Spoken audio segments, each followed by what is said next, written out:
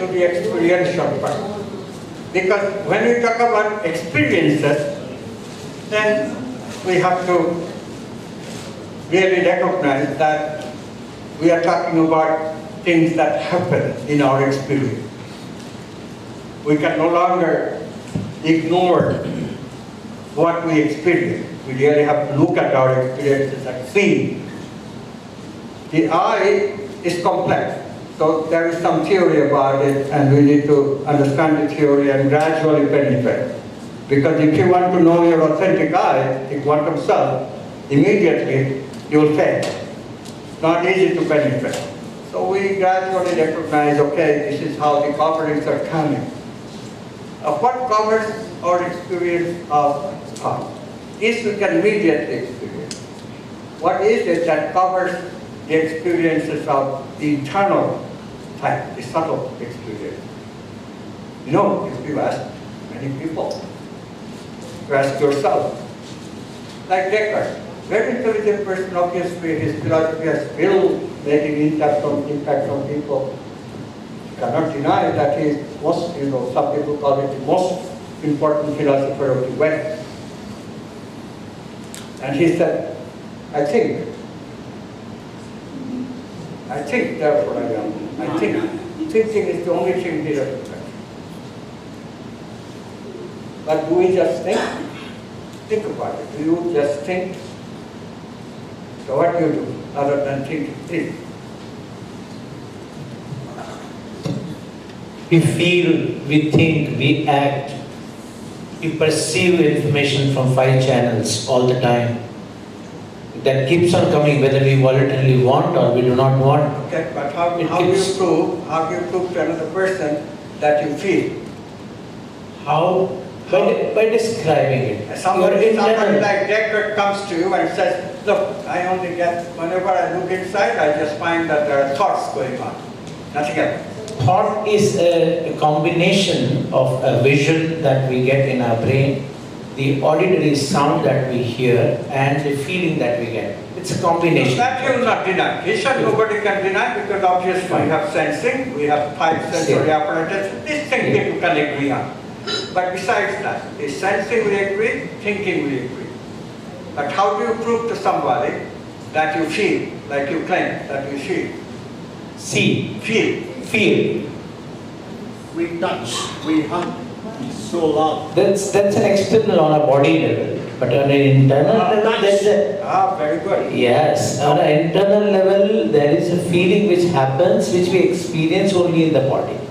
And to quantify it, it's a subjective experience, that is not describable, that's only be felt. But it is transferable. Yeah, but all these are claims. You have to make a point to another person who is foreign to this thinking. Correct. Okay? So then that's why even for internal experiences, we cannot immediately assume that everybody else is experiencing the same thing, the same way that you experience. This is why I have a picture. So let's look at that. Correct. And, but thank you for sharing. So what do you see in this picture? You already know. Okay, so some of you see initially the young, some of you see the old woman. And what do you do to see one vis-a-vis the other? Okay, now you can see better. You see the 2 pictures? What do you do to see one or the other? You shift your head, right? For the old. So this is the important thing. It's a trivial thing, but this is the important thing. We shift our context. We shift the way that we look at the world. The shift is necessary. The shift is extremely important concept for us. Choice often is a matter of the context from which you are looking. Okay? It's a matter of orienting yourself. In this case, just physical orientation. We just shift our head, the angle of the way that we are looking. but the angle can be metaphorical. We look at a concept from one way, we get one answer. The materialist looks at everything with the straitjacket that everything must be matter, misses a lot of things. We look at things, everything is consciousness, we can gain a lot of things, a lot of new insight. This is the change of conceptual lens. Worldview is nothing but the conceptual lens that we are using to look at the world. Okay?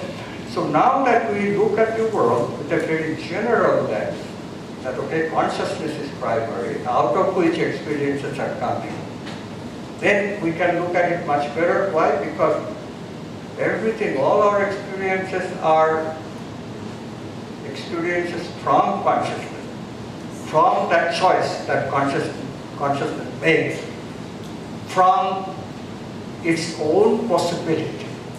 So we ask ourselves, okay, why should consciousness limit itself from having possibility? Memory is an aspect of the experience. Experiences are memorized. So these are the things you have to understand. What is memory? How we retrieve memory? These are things that we gradually begin to understand. Okay? So let's be patient. First of all, the kinds of experiences that we have. What is our internal ecosystem? There is no doubt that we have external objects. There is no doubt that there are sensory objects. Those things we don't debate. What we debate is what are our internal experiences. Now there is a story in the Activism Upanishad, you have all read it, many of you have read it, Panchakosha theory. You know, there is this son of the sage. He goes to his father and asks what is reality. So the father says, well, it's something that you find out by meditating. I'm not going to tell you. People like quantum physicists. So this son is also equally smart, goes and meditates, and he realizes, well, if I don't eat, I don't get any experience whatsoever. Mind doesn't function very well. So he says the food is the source of all experiences, therefore everything must be made of food, matter. So he runs to his father and says, with great excitement, like the true modern materialist, everything is made of matter, father. And father says, you are exactly right, but go deeper. So he goes deeper, and very soon, now his tummy is full, he knows that he has to eat. As soon as he has eaten, immediately all kinds of new experiences open up to him. This is why Maslow, who is a transpersonal psychologist, calls it a hierarchy of experiences. We call it needs, but it's the same thing, hierarchy of experiences. There is a hierarchy. If we eat, then we immediately open up to other things. So then he discovered vitality. Food gives him vitality. Before he was at all, just kind of weak and not feeling much vitality at all. All of a sudden he's full of vitality. And this is, again, very exciting. So he says, vitality is translated in Sanskrit as prana. So he goes to his father and says, the world is the prana. Father says, yeah, exactly true. Like a true father, reaffirms that yes, this is true, but go deep. So in this way, science discovers, next discovery is money. Thinking mind, the word is mind. Meaning. Father says, go deeper. Next level, he discovers intuition, discovers the archetypes like love, beauty, justice, abundance, truth, goodness, power, all that stuff. But Father says, no, there is deeper reality even than this. This is very subtle. And then finally he discovers that yes, there is that wholeness, that limitless joy that wholeness brings. So in this way, story of the Upanishad, 3,000 to 5,000 years old. The key here is to recognize that the Father is always saying that go meditate on it. It's not obvious. So, we sometimes, once we learn it, we make it pretty obvious. And that would be a mistake. It's good to go through why people like Descartes, great philosopher, makes the mistake of thinking that the internal only consists of thought. That's where I think, therefore I am, and now philosophers are writing books named Descartes' error. What they mean by that is that Descartes made the mistake of ignoring emotion. There is emotion in addition to pure thought. So people are now recognizing, even in the West, that there is emotion. You recognized it beautifully because Hindus have always been aware that there are things that we can experience that arise from the body. Chakras. They call it chakras. Not difficult. Difficulty comes from the experience is a little subtle because brain has entered the picture and we have to sort out the role that the brain plays. And the other part is that somehow the experience really is thought, except that you have to differentiate the thoughts. And when you do, you are surprised. So this is the part you have to do consciously. And this is the part that we'll do now. So think of an emotional thought. Do it, close your eyes. Let's do anger. Anger is a good one. What are you angry about? Well, in India we are very angry that there is so much corruption in the world of the government, so much corruption in politics. Really, that thought makes us angry. So do that. Think of corruption in India, how difficult it is to get even a simple thing from a corporation, simple thing from a politician or a government official, and you have to bribe the person in order to get a simple permit, simple something. To get a place in the school for your child, you have to bribe the principal. Really get totally angry.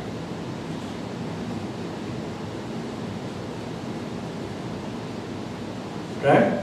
And we thought, oh, corruption is ruining us, and see what is happening. Yes, it's coming from your brain, some of it. Seems like it's coming from your brain.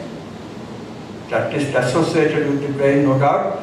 But did you see that as soon as you thought of anger, your stomach area is knotting up? There's a little bit of knot in the stomach area. Did you feel that?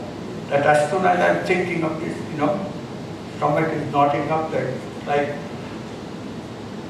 real knot in the muscles of the stomach. You can feel it. You can feel that the anger is coming from the belly. Okay?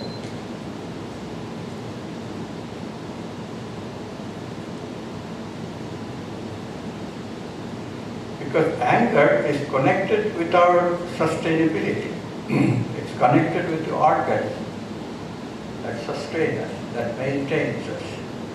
Because this official bride, my sustainability is threatened.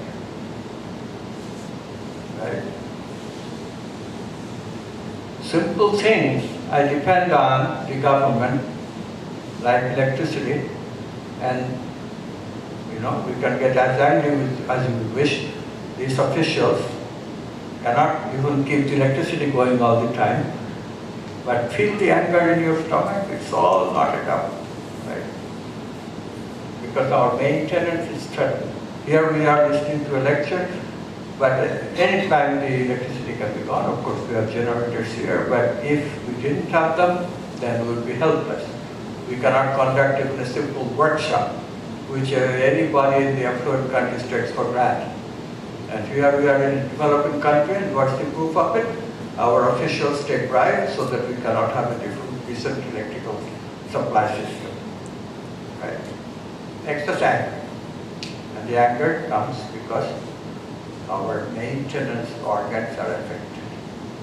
But what we feel is not in the organ. This is the important thing to recognize. What we feel is in addition, it's connected with the organs, but not the movement of the organs themselves.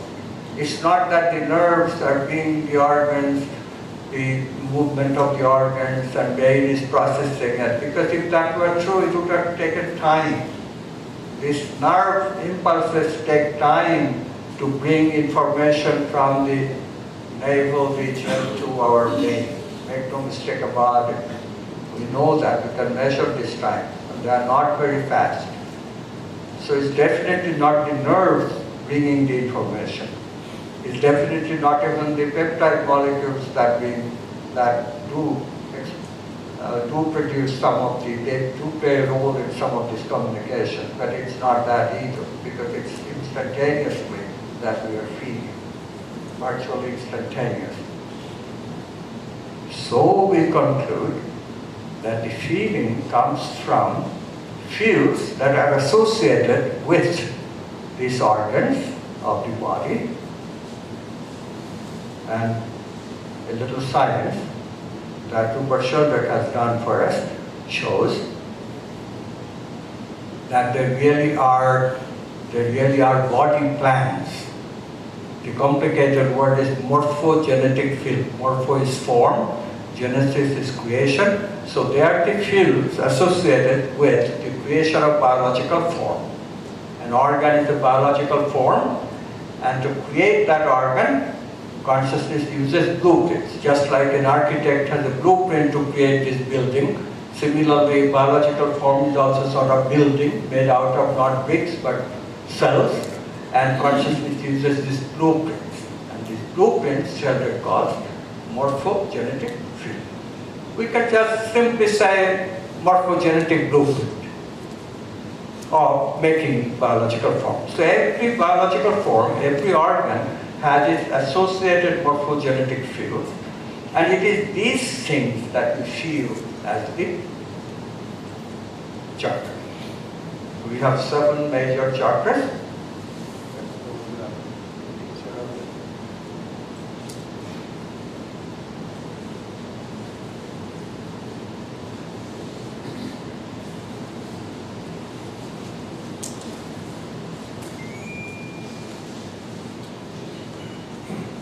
So prana is vitality, vital world of possibility, or of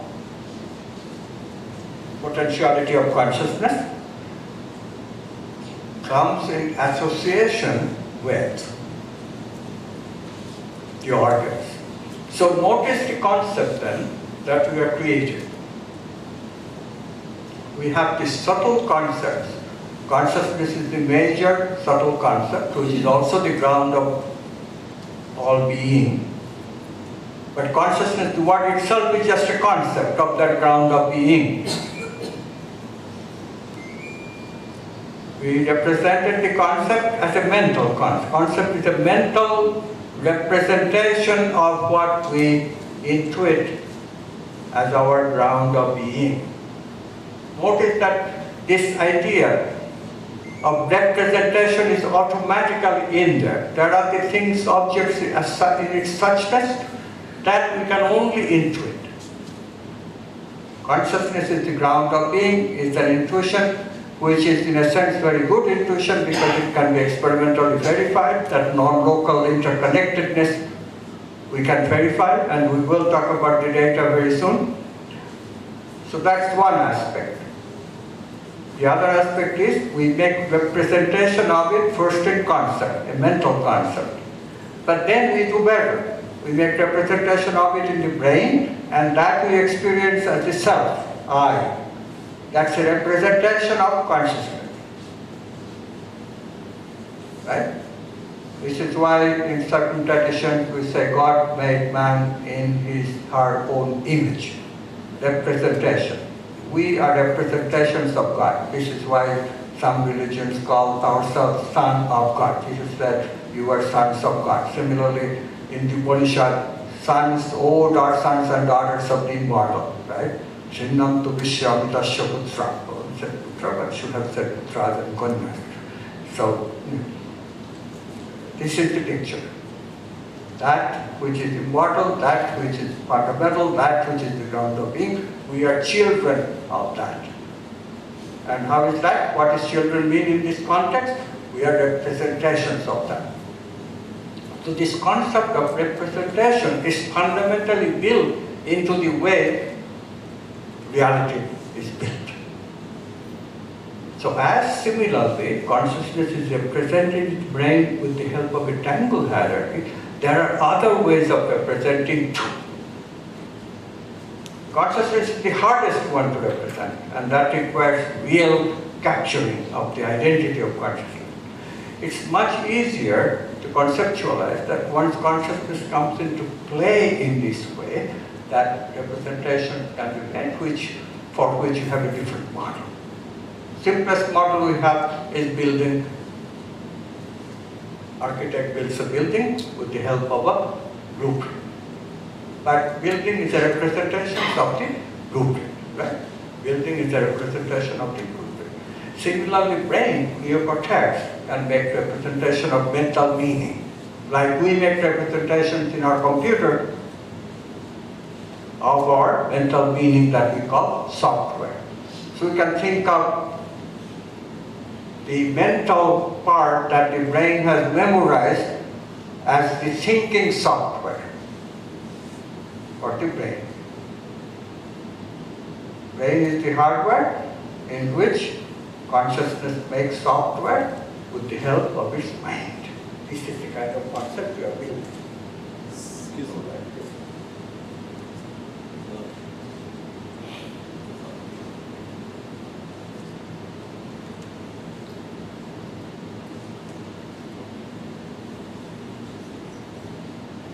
Sorry, I apologize. This particular PowerPoint doesn't have everything that I intended to have. Anyway, On the previous slide, Doctor,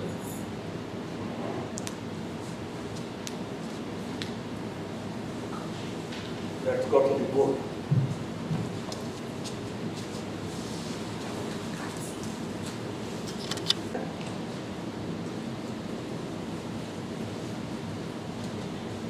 And it's possible.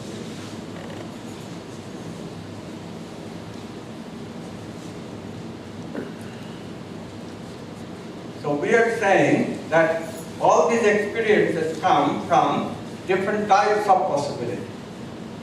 So how does the experience of feeling coming? Experience of feeling comes from the feeling part of the world, the vital part of the world. And what does the vital part consist of? They consist of this vital group, this morphogenetic field associated with each of the organs that consciousness uses to make the organ. So whenever consciousness is making an organ, it's choosing choice, or what we call collapse in physics, although it's a misnomer. So think of it, this is the unconscious. This is the unconscious.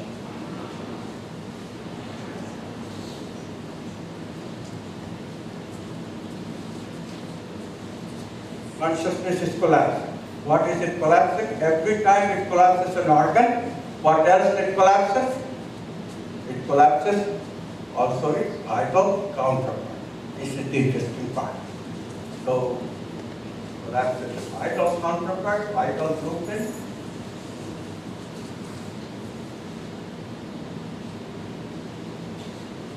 And collapses the organ.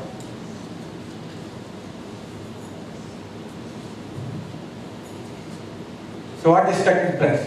What is moving? What is moving? Do you see that what the organ is being created out of movement? Before there was no organ, actualized organ, just a possibility. Now there is change. And similarly, before there was no vital movement, just a possibility, and now there is a vital movement that came into being. This movement we call vital energy.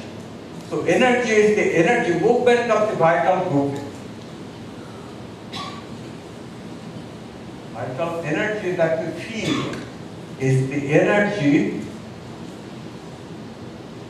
Energy is just a word that describes the movement, the motive power of the movement, because the movement has power. We move because of the movement. We become passive. We do things. I'm angry, that may lead to my becoming violent, right? So in that way, it has energy. It's not just anger that produces energetic movement. Love can also produce energetic movement, right? We have not cultivated it very much. But if we did, we find that I can love you and that can produce movement too. It's not just anger that brings up movement of violence and stuff. Not just the negative stuff, but the positive stuff also has motive power. This is why we call them energy. Vital energy is the energy of movement of the vital movement.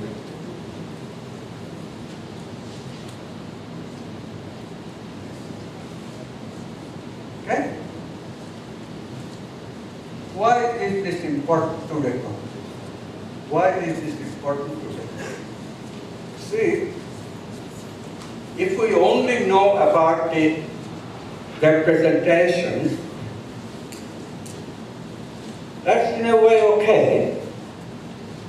When we analyze this situation, what we find is these vital blueprints, what they are doing is they are differentiating the self. They are the agents of self-differentiation. Because what is an organ? An organ performs a specific biological function. Why is the stomach doing the digestion? Why is it doing? Because it has some special proteins. These are the agents by which body functions, the proteins, the molecules. And in some sense, materialist is right. They seem to be associated with the function, so in some sense we can say, well, these molecules are responsible for that function. Are they doing the function? Well, that's a matter of semantics. But they are engaged in the ability, what is the ability of doing the function. But similarly, a little bit more analysis says that the cells of the organ, stomach, they're all same cell. Biologically, there's no difference between the stomach cell and the brain cell. But why does the stomach produce the stomach kind of functioning molecules, proteins, and the brain cell does the thinking kind of molecules, proteins? The protein creating ability is all the same. The brain cell could, in principle, produce also the molecular kinds of things that are needed, proteins that are needed for functioning of the brain cell, but they don't. So the cells somehow are differentiated. That means the program is running the cells, which tells the brain cells that, well, you are in the brain and therefore you have to function this way, and similarly, you are in the stomach, therefore you have to function that way. And those are the programs that the morphogenetic fields are operating. Okay? So when you understand this way, immediately you say, but this is not coming from the genes. This is epigenetic, outside of the genes. One of the biggest discoveries of biology recently is this epigenetics. Yes, there are causal power outside of the genes. Initially they thought that it's all genetic determinism, and now they are convinced that now there is epigenetic aspect of our biological functioning. This is very important because this epigenetic precisely is the subject of vital blueprint, what in tradition we have called vital body. Vital body is made out of these vital blueprints of organs.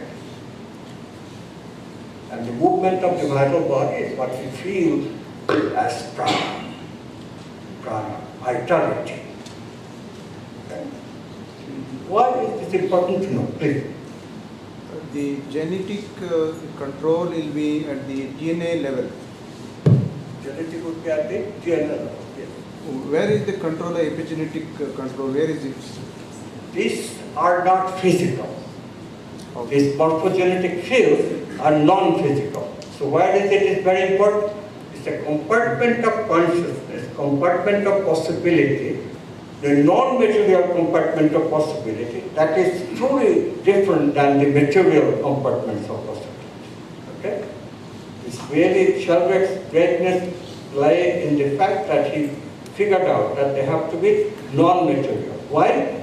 Sheldrake's argument was very simple. So this system is called, you mean, epigenetic system? You know, the cells in the brain somehow know that they are in the brain. That's the argument. Location? Location. How does the cell know where it is in the body so that it can be differentiated in that particular way? So it suggests that these morphogenetic fields, whatever they are somehow, they have the capacity of non-locality, operating without signals. Physical things always have to obey locality. No, I'm asking, you said scientists said it is epigenetic control. Everything is? Scientists, you said scientists says this is epigenetic control. In what way they explain, the scientists, what way explain that about this epigenetic system? Everything is physical. Genetic system. No, the DNA and all genetic system we know. We know the genetic system. You said the scientist also explains the epigenetic system. On the basis of this morphogenetic field. The epigenetic part is not coming from the gene. They are outside of the gene, right? So how it comes? How it comes is what we are hypothesizing. It comes from morphogenetic field. We are proposing that there are extragenetic, outside of the gene, causal power coming in association with the movement of fields that can help the cells differentiate from each other. In other words, cells have programs, and those programs are run by the morphogenetic field. What are those group of scientists? Oh, the name of the scientist. Not name, whether they were the quantum scientist or a normal scientist. Bruce Lipton. Bruce Lipton is one, Rupert Sheldrake is another So one. they experimenting? Yes. Well, some. Experiments are the normal biologists. Okay. There are many. Okay. Epigenesis is a normal biological discovery, that the causal function is not in the genes, it's outside of the gene. That's not what Bruce Lipton or Sheldrake would theorize. Their point is that these things are not the stuff that makes the programs, runs the programs, they are not physical. And their proof is very simple, because there is non-locality in the action. Why non-locality? Because the brain cell, just by being in the brain, knows that it is connected with that particular morphogenetic field that has to produce the program, which will only activate those genes that are responsible for making the brain proteins. So this epigenetic system also transmitted from generation? So it must do some transmission, some way of transmitting this information, but there is no signal, so it must be non-local. Sir, And if anything is non-local, it must be non-physical. That's the argument. in this context, will it be pertinent that I read 2 sentences? This is about the 7 daughters of Eve, like the 7 organs and 7 feelings, about human evolution and the DNA analysis. In 1994, Professor Brian Sykes, a leading world authority on DNA and human evolution, was called in to examine the frozen remains of a man trapped in glacial ice in northern Italy 5,000 years ago. Remarkably, Professor Sykes was able to track down a living relative of the Iceman in Britain. How did he do this? The 7 Daughters of Eve is a first-hand account of his research into an extraordinary gene which passes undiluted from generation to generation through the maternal line, allowing us to track our genetic ancestors through time and space. Professor Sykes has found that almost all Europeans can trace their ancestry back to one of 7 women whom he has named Ursula, Xenia, Helena, Velda, Tara, Catherine, and Jasmine. Thank you. All right, I cannot comment on that. That's okay. But am I making the point clear? Are you clear on this? Yes. That associated with the organ, there are fields that helps the organ function the way they function. And what do we feel? We feel the movement of these fields. Yes. So we are saying that something which is, I go back to what you were saying, without signals, it's the non-space-time is where communication happens without signals. We said it in the morning. And we are saying these fields are, without sending any signals, somehow communicating with these organs. Without any signal, communicating to the body. So we are saying something from non-space-time is communicating with something which is in space-time. And likewise, the movement is also non-physical. So they are outside of space and time, but communicating something that is inside space and time. And how are they doing it? They are doing it through the intermediary of consciousness. With the intermediary of consciousness. They are doing consciousness is mediating the interaction of this vital field. So we are calling consciousness as a mediator between the two. That mediator we call consciousness. Anything is connected through consciousness. Consciousness is the ultimate. It's like a brain system. So the consciousness is not, so this is not in consciousness, the fields, and then there are organs. The consciousness is what is in between them. Consciousness is the mediator between them. Another way of putting it is that consciousness, as it mediates, also becomes the experiencer of that feeling.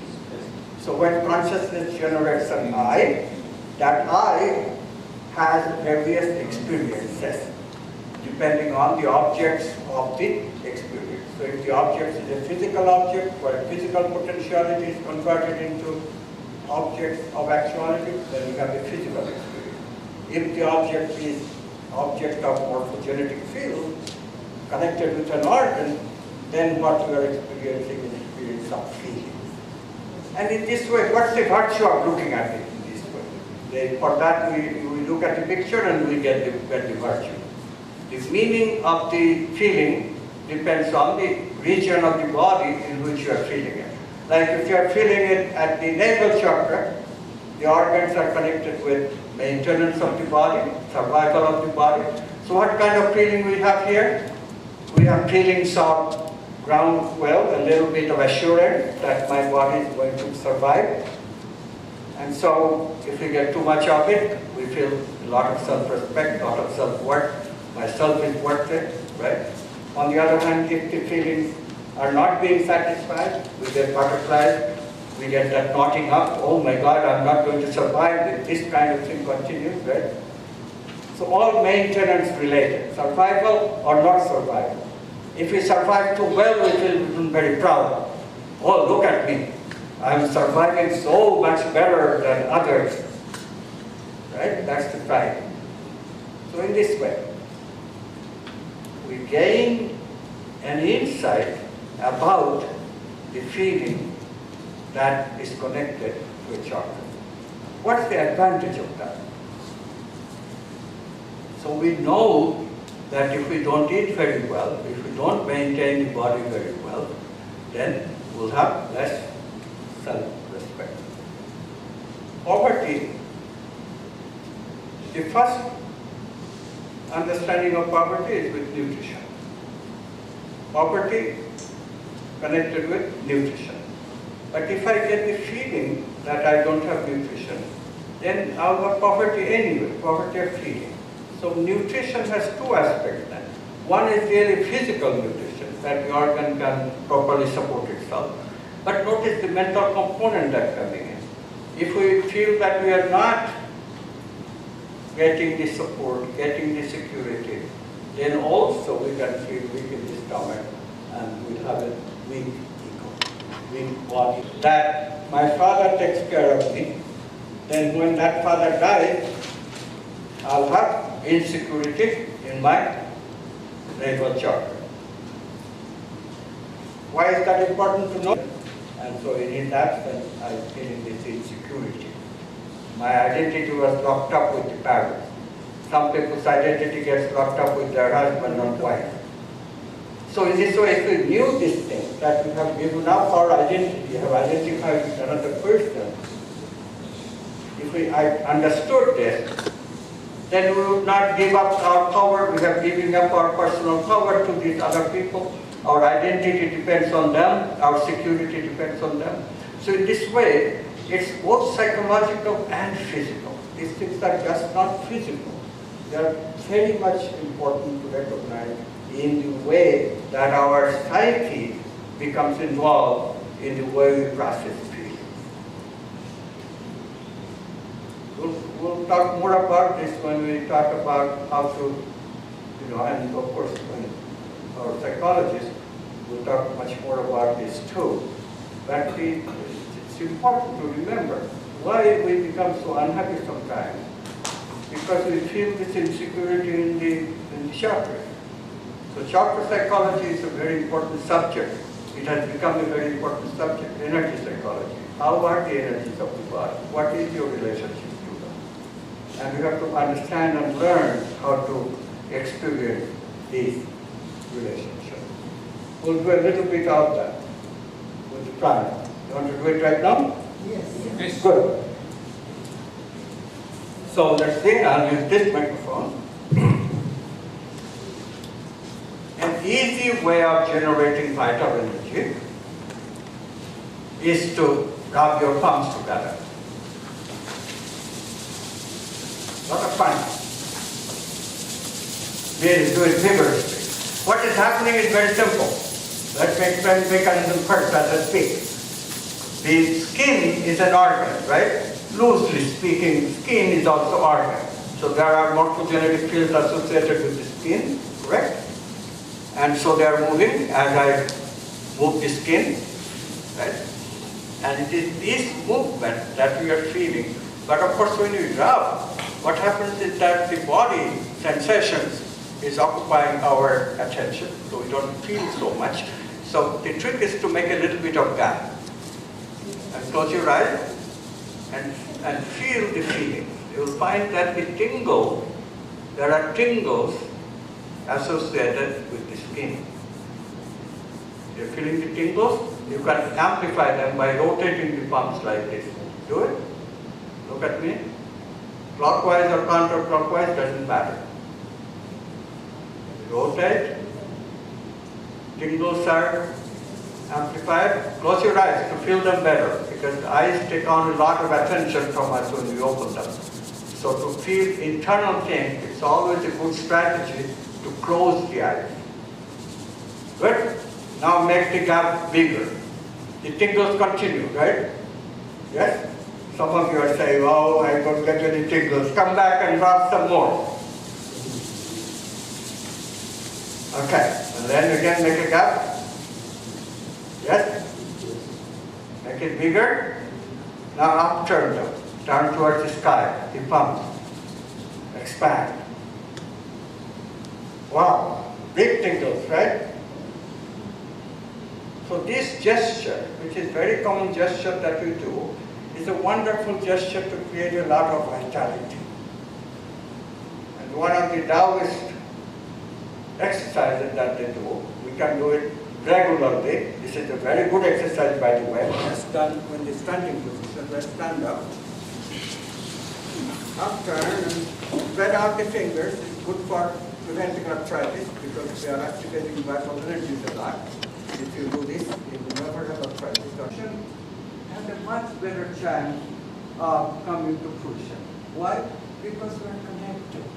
This feeling that we are having at the palms, what are these feelings? These feelings are coming from where? Why are they amplified? Before, only our skin was giving us this feeling, generating the movement of the morphogenetic field. But now, something has been added to it. What is it? It's coming, in Taoism, they say it's coming down from the cosmos. Cosmos is giving us additional. The air is giving us additional to sustain. And because of this association, these things are correlated vital energy. And we can use this vital energy by doing this simple expanding our arms and holding them up and having nice thoughts. At the same time, Taoist prayers are like this: goodness in our heart, goodness, love in our heart, and we bring these energies back to the heart just like this, just like this. Look at me, just like this, and hold them together, and feel the energy in the bosom. Feel the expansion of the heart. You can feel it. You can feel it. To feel it again, don't touch the heart exactly. Just keep the pulse a little bit at a distance, and you will feel, oh, now the heart is activated. Now the heart is opening up. Now the heart feels warm. Doesn't it? Feel that expansion of the heart. When we say open heart, we mean that these energies are being produced in the heart chakra. Now what does that mean? It means that the heart has a system in it, which we all know is the thymus gland, which is part of the immune system, which distinguishes you from another person or another intruder. It is the power that makes us I versus not I. The foreign material is not I. This immune system keeps those foreign objects out of our body. But when that distinction goes away, when we feel that somebody is me, like our children, like our lovers, like our parents, like our friends, at that point, this immune system distinction disappears. What does that mean? The function of the thymus gland is suspended, and it is this suspension that is very important for us, and this is why love is an essential ingredient in our being. Love is as essential as sleep. Neocortex needs to sleep, and similarly, immune system needs to suspend its me not me distinction. Love is that fundamental for our being. This is why we always say goodness in our heart, love in our heart. And we open up, do it again, stretch out our thumb, feel that tingle, and bring that up. All that vibration, all that tingle, all that energy, all that love to become love embodied in the heart chakra, in the suspension of the eye. And we are asked, who are you? And you say, I am Amit. And they say, well, you are not ready yet, but perhaps, who are you? And then you realize what to say, what to feel. And you say, I am you. I don't have any distinction from you. But that I be distinction goes away, you are telling that okay. Thank you. So in this way, the chakra meditation people, along with the Taoists, they have developed all these beautiful techniques. When our heart opens, what it means is that these energies are completely free to be activated. In other words, you are resting your immune system, and therefore any person that arises in your field of vision, any person that you have created in your vicinity in the sense of quantum manifestation, your immune system has suspended your judgment of this is not me. In other words, your me-ness has expanded. Your I is now expanded. So we have this wonderful phrase, right, in Panchatantra. Dada Charitanam tu Vasudhaiva Kutumbakam. Dada Charitanam, who are liberated in the world, who are liberal-minded, who are truly generous, for them, Vasudhaiva Kutumbakam, the whole world has become family. Whole world has become family. Family is who we don't distinguish between me, not me. Family is who we support automatically. I have a sister who needs support, we give money without any distinction. When mind opens like that, when your heart opens like that, we can be generous like that. We give what is needed. Discrimination is only in what is needed. Other than that, the heart is always open. In this way. So knowing about the chakras and what the blocks are and how to work with the blocks, this is the subject of much of this Qigong tradition, much of this tradition that we are now building with energy psychologists or energy medicine. In the new university that we are proposing, energy medicine, energy psychology will play a huge role. Many of you are medical professionals. I invite you to take our diploma and courses. The reason is very simple. We can teach you these things. We have experts who work with your chakras and balance them and enable you to love. And you know, I'll not share it with you right now because we have much to develop. I am paying attention. Wait for 1 second. When we become aware of these energies, the quantum physical based theory is telling us that many types of cancer probably will never come. In other words, we can prevent cancer if we learn to love. So love is that important in our life. Yes, please. What about those people, when you've been living for 75 years without food and water, that in Gujarat somewhere, you yourself told once that one gentleman living without water and food for 75 years. Right? Yes. That's Prana. Yeah, they said she's talking about the without the people who live on breath. Yeah, Prana Janyatim. Yeah. Prana can allow you. So what they call there something fantastic. See, they're going to move a little. Oh, wait, I'm not going to move. But here without it. So. Yeah, what she's talking about is our vegetarians, so people who get their sustenance from prana. And this is a very curious matter because, prana is associated with body organs. The normal wisdom would be that we need both. We need the molecules, we take the molecules from food, but we also have prana associated with food. Food should be organic food. And the prana is in the food. Every plant comes with its own prana. Every animal flesh comes with its own prana. Why is vegetarianism better? Because the organs of the plant is very simple, so the prana is not very differentiated. It can be used in a more versatile way.